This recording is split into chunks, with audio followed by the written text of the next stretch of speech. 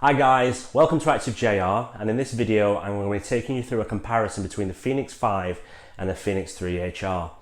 I've had a number of people over the last couple of weeks since I've got my Fenix 5 ask me what is the difference between them both, whether I prefer the Fenix 5 or the Fenix 3, what is it like to wear, what is the difference in the training and the training profiles. So if you watch on in this video, I'm going to talk you through my take on the different features and my take on which is best. Okay, before we get started in the main part of the video, you can subscribe to the channel with the links below, but also in the description there is links to the UK and US retailers that sell the Garmin Fenix 5. So if you want to check those out, I've had a lot of people ask me where to get it from, and if you check those out, they are in stock. So thanks very much. Before we get started, I want to quickly do an overview of what's included in this video. For those of you that might want to jump to a certain point in the video, you can do, because I've indicated on the bullet points where the part of that video starts. So if you don't want to watch it all, you can do. So the first thing is design and the screen. That's the difference between the Fenix 3 and the Fenix 5. The menus and new training features. The new HR monitor. I'm going to talk about the strap and the wearability of the watch, and then finally I'm going to talk about some of the sensors, the GPS accuracy and the cycling features that are only included with the Fenix 5. So let's get straight into it now. Okay, so let's just start with the design and build of the Fenix 5 and the Fenix 3 HR. As you can see, they're pretty much similar in design when you look at them. The Fenix 3 HR is slightly bigger, however it is the same size as the Fenix 5X. This is the Fenix 5, so please don't take too much into the size differences, because you will get different size ranges based on which Fenix 5 you choose to buy. So if we just look at the design of the Fenix 5, as you can see here, it's got a stainless steel bezel, and on the Fenix 5 you get the option of the sapphire and non-sapphire option. This is a non-sapphire option. And then on the back there is a stainless steel back with a recessed heart rate sensor. Now if we just take a look at the Fenix 3, again it's got a stainless steel bezel, and then on the back it is not stainless steel, it's fiber composite, and the heart rate monitor, as you can see here, is not recessed and it sticks out quite a bit. And I'll talk a bit more about the wearability between both watches based on my use. So if we just take a look at the side of the watch, so you've got the buttons as you in the same place, and I better show you this way. I do prefer the buttons on the Fenix 3 HR. They do seem to have more to them. Now it's just a personal preference. It doesn't make the watch any more useful, but it's certainly a personal preference. So if you just look at the overall watch strap, as you can see on the Fenix 5 and the Fenix 3 HR, the Fenix 5 is much narrower, and yeah, you can't really see this on video, but I feel it's more flexible and allows it to be a lot more wearable for a longer period of time, whereas the Fenix 3 it makes you more clammy, and it doesn't really help when you're doing an exercises where you're sweating quite a lot. And you can see the texture is different as well. Okay, so let's just quickly talk about the charging mechanisms. As you can see here, they look pretty similar on the Fenix 5 and the Fenix 3. However, the Fenix 3 HR comes with this charger, and it's a cradle. So the charger simply goes on the back.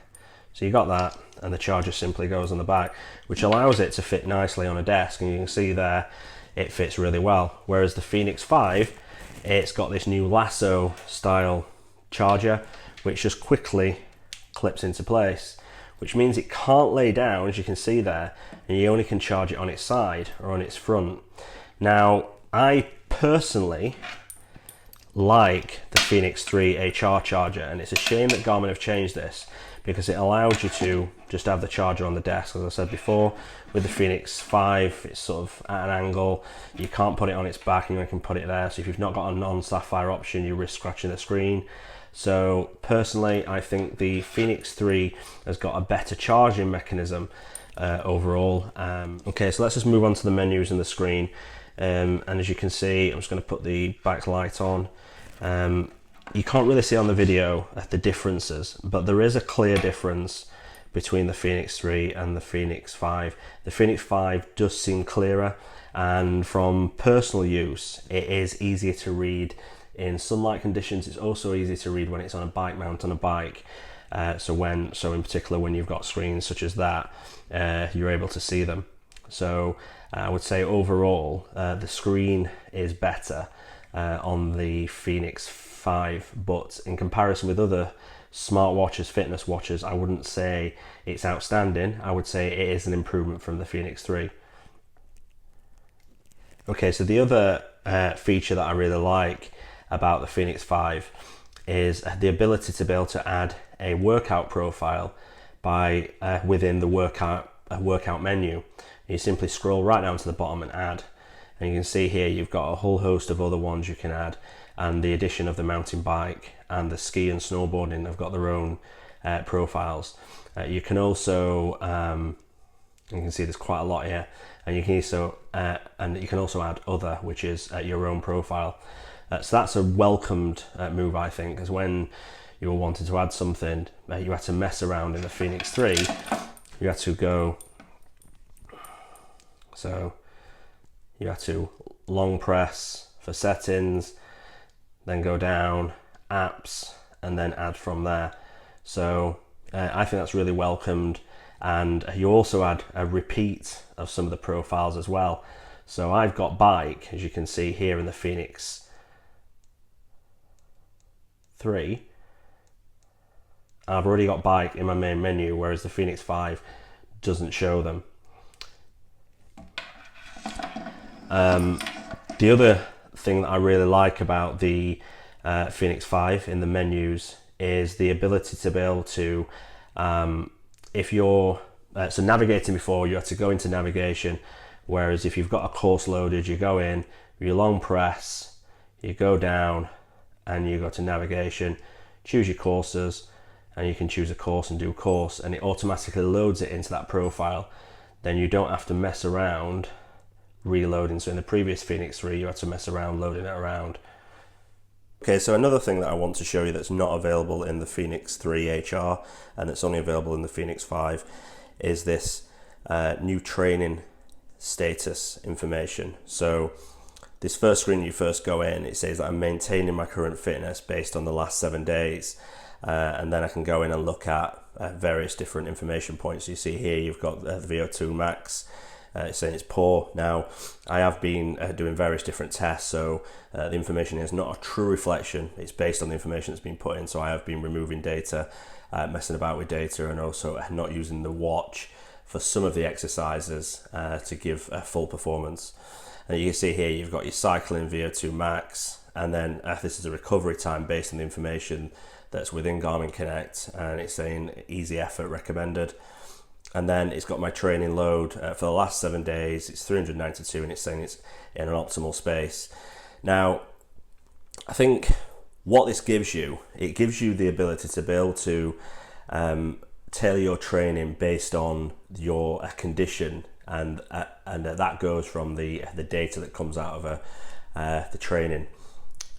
So your heart rate, power meter data, or any other training data points that's available. I think as it develops, this will become a useful tool.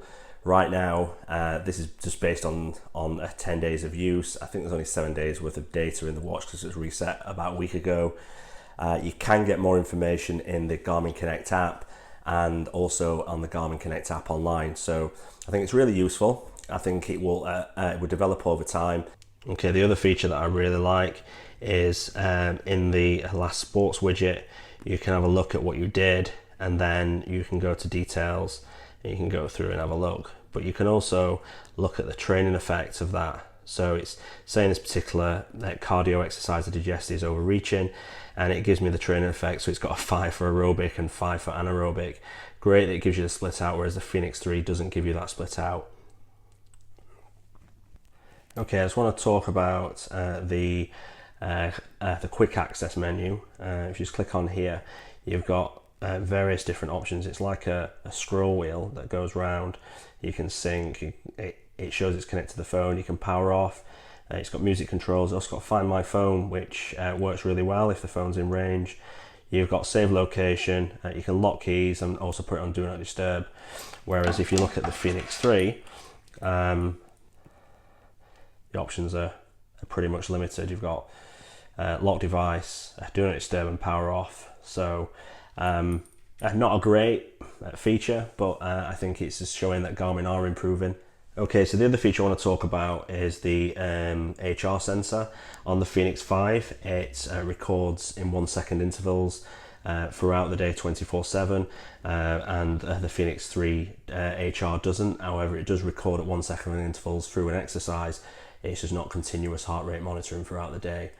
I found that the Fenix 3 wrist-based HR sensor is a little bit more accurate than the Fenix 3 HR. And there is a video, and there's a link popping above on the screen now, which is a full in-depth review of the HR monitor. But overall, I would still recommend a chest strap. Okay, the other useful addition as well is the ability to be able to pair smart Bluetooth heart rate monitors to the Fenix 5. You can't do that with the Fenix 3, and I think it's only a matter of time before Garmin allow other smart Bluetooth devices to be connected to the Fenix 5. So that's showing a new evolution in the product. Okay, I just want to talk about the straps now. On the Fenix 5, you've got the quick fit, quick release bands, and on the Fenix 3 HR you haven't. You have to screw them out. You'll notice there's a difference between the width of the bands, and I personally think they feel more comfortable when you've got them on. Compared to the Fenix 3 HR. I think that's also helped with the design at the back of the watch as well, that there's not a lot of surface touching your wrist, which I found I wore the Fenix 5 for 24 hours, whereas if I did that with a Fenix 3, I'd feel like I want to take it off, whereas the Fenix 5, I've not felt that. I feel the band is a lot softer, but still strong, so you haven't got to worry about it breaking, but I think it's a lot softer to touch and a lot better on the skin. And then obviously you've got the Fenix 5 quick fit feature, which Garmin do claim the Fenix 3 HR will also get this. Not sure how that'll work yet, and I'm still yet to discover. Okay, so showing the watch on the wrist, I've got reasonably sized wrists. As you can see here, it doesn't look out of place. It looks nice, it fits really well. What I really like about the watch, as you can see around here, is the two clasps where you can put the band through, and it stops this little bit from flagging around. So it fits really nice, it's really comfortable, and compared to the Fenix 3, as I've said before, I can wear this watch throughout exercise and keep it on, and also keep it on throughout the day without wanting to feel like I want to remove it. Okay, I am going to compare the Fenix 3 very quickly. As you can see here, it does look bigger on the wrist, but I suspect this is what the Fenix 5X will look like. And moving around the band, as you can see, is a lot bigger. Now, this is what I was talking about because Garmin have included on the Fenix 5 two of these. So you can see here that it slightly moves around. Now, for someone, it might not bother them, but some other people it might. It's not a massive problem for me, but I just wanted to point that out. Okay, I just want to quickly talk about the GPS accuracy between the Fenix 5 and the Fenix 3. I found they are extremely comparable. There is no difference between them, so I think it may be the same chip or the same algorithm, but it certainly works really well. The difference in the Fenix 5, it has a gyroscope, which allows, when you're doing a run, if there is a GPS dropout or there is GPS inaccuracy, it uses this data to try and give you a better reading of your distance. How this works in practice, I will be testing over the next couple of weeks. Okay, I just want to move on to the sensors that are available on the Fenix 5 and talk about the new additions for cyclists. So I'm just going to long press and go into the settings, and then I'm going to go into the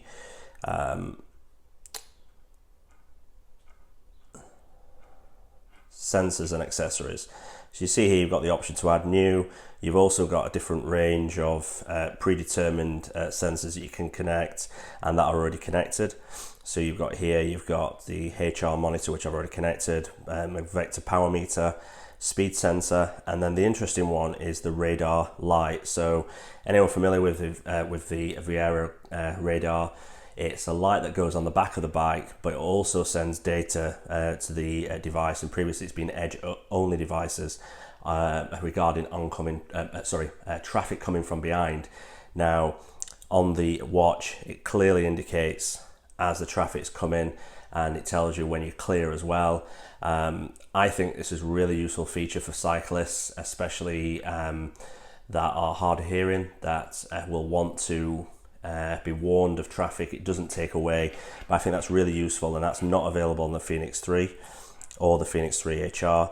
And you can obviously add other sensors, so you've got all these and predetermined ones. You've also got the addition of the Shimano Di2, that you can add a ant sensor that's connected to Shimano Di2, and that'll also connect the data to your when you download the data. It also supports shifting, and obviously the Viera lights and the radar, I said before, and the Viera Vision as well, which is a heads-up display that fits on top of your sunglasses. And then you've got the Muscle O2 as well. So a lot of new additions for the Fenix 5, but it does support Ant Plus and Smart Bluetooth for heart rate monitors. Okay guys, thanks for watching. So that's a roundup of the differences between the Fenix 5 and the Fenix 3 HR. As you can see, the design and build is slightly different. The quick fit bands are also different in the Fenix 5, and I personally think it's more comfortable to wear. You've also got the new training profiles and the new way to interact with these training profiles, and then you've also got the new training features. Overall, the Fenix 5, if you are looking for a new fitness watch, is certainly a watch to consider, and I would certainly recommend this as the one of the best fitness watches of 2017. However, if you've already got a Fenix 3 HR and you're considering the upgrade, then it's up to you to weigh up the pros and cons between them both. I would personally wait until the Fenix 5X finally launches, and I believe that's going to start shipping the next couple of weeks, because that does include the Topo maps. But hopefully this video will give you a full overview of what to expect with the Fenix 5 and what are the key differences. So if you've liked the video, please like it below, and also subscribe to my channel, because there'll be a Fenix 5X review coming up over the next couple of weeks. Thanks very much, and thanks for watching.